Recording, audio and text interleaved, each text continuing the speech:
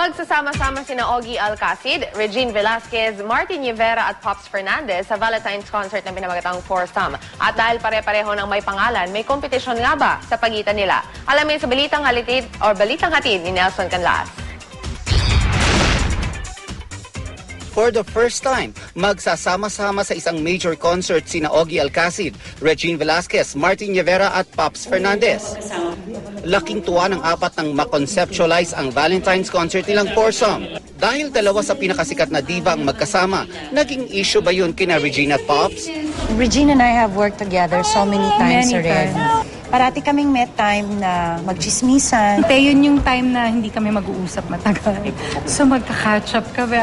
Dahil nga dating mag-asawa, naging tampulan na naman ang tukso sina Pops at Martin. Hindi naman nila itinanggi na naging mas close sila sa pag-usad ng panahon matapos nilang maghiwalay. She's a more mature woman now. She's more business-minded. Still at the artist, still having fun with her life, but still very responsible, more than before. Kakantahin nilang apat ang kani-kanilang hits at magkakaroon pa ng pagkakataon na makaduet nila ang isa't isa.